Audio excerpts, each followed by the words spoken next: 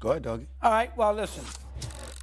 You know more about the Ravens situation than I do. Oh, you about to piss me off. I can already tell the way you started No. this. Well, Keep first out- off, I can tell. I can tell. Why wasn't he at the game? Why wasn't he at the See? game on Sunday night? See? I don't understand this. See? Go ahead. He let his team sit there, and he wasn't at the ball game Sunday night on the sidelines helping Huntley outplay quarterback. He's got to be at that game. It's just whether he hates Harbaugh or not, he got to be at the game. The season's not over yet. I know, and he had a legit injury. Nobody's saying that. I mean, he's a competitive son of a gun. He wanted to play. Nobody's saying that. Be at the game. Be at the game. He's the best player on the team. Be at the game. That's number one. Number two, let's be fair on Lamar. I've heard all the love here in the last 2 days. Can I throw a little cold water on it for a second? Go ahead. Okay. How many playoff games has he won in his career? One. If anybody thinks he's better than Herbert, they're nuts. He is not better than Justin Herbert. Okay, if I asked you right now for the next 10 years who you want a quarterback, you're taking Herbert. I'm taking him. You're taking him. Stevie A's taking him. He's better. Number two, how many times is he able to complete a season? He has to have the ball in his hands so many times, he can't get through 17 games and 3 more in the playoffs. The way he plays and the way they design the offense around him, when he has the ball in his hands 35, 40 times, 10 times running, 20 times passing and all that, he can't get through a season. The last 2 years, he has not been able to get through a season. No quarterback can get through a season. Josh Fields is going to find this out there in Chicago. You got to throw the ball in the pocket. You're going to get yourself killed. You just said 5 seconds ago these defenses are too good, these athletes are too good, yet we want Jackson to basically have the ball in his hands 40 times a ball game with no receivers. When in fact he can't, this is the second year in a row, he can't withstand it. So I don't know if you really should build a team around him. I think you're in a very tricky spot if you're the Ravens. Where you getting a quarterback? Who knows? Maybe he doesn't like Harbaugh. The fans get annoyed because you lose Lamar. That's another issue. But if you think about it from a standpoint of building your franchise, if you're the owner of the Ravens, here's what you got to ask yourself. Can I win a championship with Lamar Jackson? If he's healthy and he's 100%, maybe. But when is he going to be healthy? On January 15th when the games really count? After he goes through 15, 16, 17 games. That's asking a lot. So I think in a lot of ways you can make the argument that Baltimore might be better. Rebuild it with somebody else. Let him go play for the NFC South and the Carolina or the Saints. But I don't know if that style of play, and you played, I didn't, so you know more than I do about it, but I don't know if that style of play at this position with the extra game and then 3 playoffs, frozen fields, oh my God, you're asking too much. That is why I think you got a major problem with the Ravens. You did good, Dougie. That was a good one. I was okay there. I mean, you okay. I practiced earlier with him. You okay. You okay. You did good there. Because Dougie is right in certain respects. Lamar Jackson needs to be at that game. You can slice it any way you want to, Swag. He got to be at that game. The reality of the situation is if you were at the other games when the games were in Baltimore, standing on the sideline, then you could have traveled and went with the team for a playoff game. You could have rooted your teams on. You could have given the impression that you want to be here. You want to be a part of this. You root for them. I'm not saying he wasn't rooting for them. I'm not saying they didn't know he wasn't rooting for them. Mm-hmm. I'm saying you have an obligation to be a part of the team in every way you possibly can until you are no longer. Now, you are right. If that's the number they offered him, very insulting. Mm-hmm. Not even close, okay? Did it ever occur to you that it was a negotiating tactic? That the initial steps, and you did it because of who he has representing him? You know, if you brought your mama to the negotiating table instead of a seasoned NFL agent, then teams are going to try to get over. And sometimes, now, as insulting as it may be, did it ever occur to you that you're insulting them by who you're sending in to negotiate on your behalf? People got to think about that. I bring this up. It's something I want y'all to understand. I'm not going to mention the name because it's a superstar. And I love the brother, but I'm going to tell you something that happened during NBA negotiations, collective bargaining negotiations years ago. And the particular player that I'm talking about was going ballistic privately about how Commissioner David Stern treated him. You know, talking down to him or talking to him like he was a dummy or whatever it was, right? And I looked at him. You know what I said to him? I said, I think I could play some ball. I want to go up against you. Or better yet, I want to go up against Michael Jordan.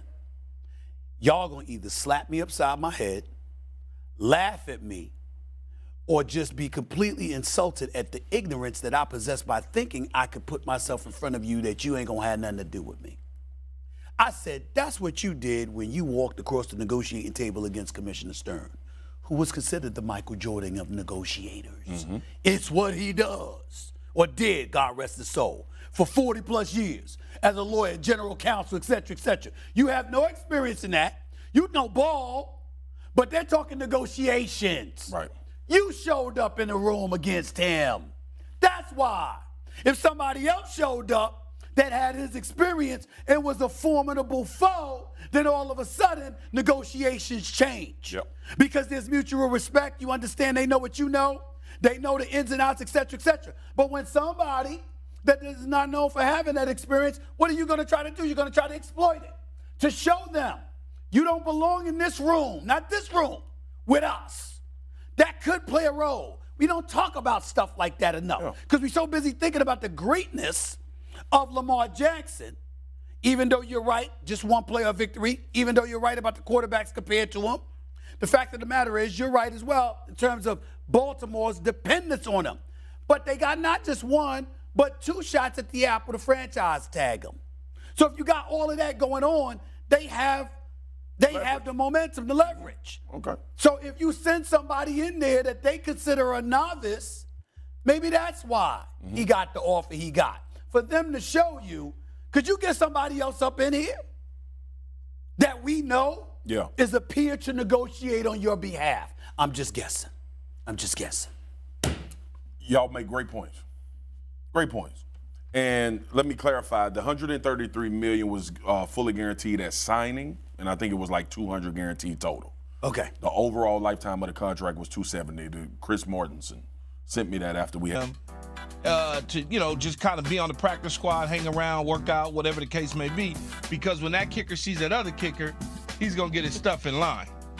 Yeah, I think this is white hot news. You're sitting here telling me that if we're breaking down, I still think the 49ers are a better team, but if we're looking at a lot of things saying they're somewhat even, if it comes down to a one-possession game or somewhere close where your kicker has the yips and you need something on the line, it feels like a very Cowboy-ish thing to happen to the Cowboys. I think it's hot news. Again, I'll apply the J litmus test. Had they brought someone in, I don't think that's especially newsy, actually, Key. I have a different point of view. Like, of course, if you miss 4 straight and you're in the playoffs, they're going to get – the fact that they're keeping him, to me, is the news. Yes. Yeah. But they're not. But the thing is they're not going to release a guy in the middle of a playoff run who misses field goals. Where you gonna get the other kicker at? The reason that he's on the roster is because he's good. The other kickers that you would be bringing in, they're on the streets because they were not good enough to make a team initially. That's a good point. Jalen Hurts not worried about the Giants targeting his shoulder. Big Dexter Lawrence coming through. Hot news or not news? I don't think it's news, only because the shoulder is news, right? But the idea that Jalen Hurts, every week people are gunning for Jalen Hurts. The minute he takes off with the football, the minute he stands in the pocket, there are D linemen, there are people trying to tackle him, bring him down. So I don't think it's news that the Giants are going to, I don't think the Giants necessarily will do anything different.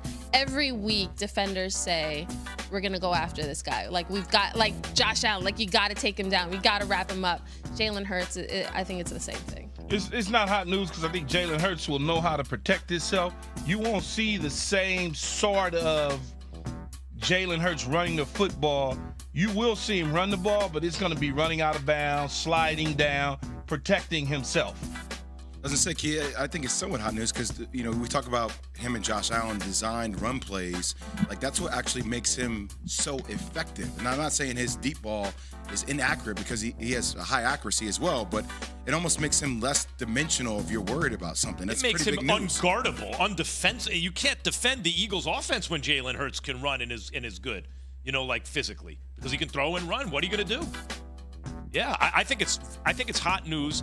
I think Shane Steichen, that's the offensive coordinator, came from the Chargers for the Eagles, has done a great job this year. However, against the Bears, I want to say it was week 15, he leaves Hurts in, and they're designing runs for him at a point where you really didn't need to, and he wound up getting hurt, and Coach Sirianni covered for him, right? Well, so Hurts is going to be okay because he's superhuman. Well, yeah. And then eventually admits, no, man, this dude he's hurt. And now the reporting is that he's still hurt. So, yeah, that Giants defense, and they can rush the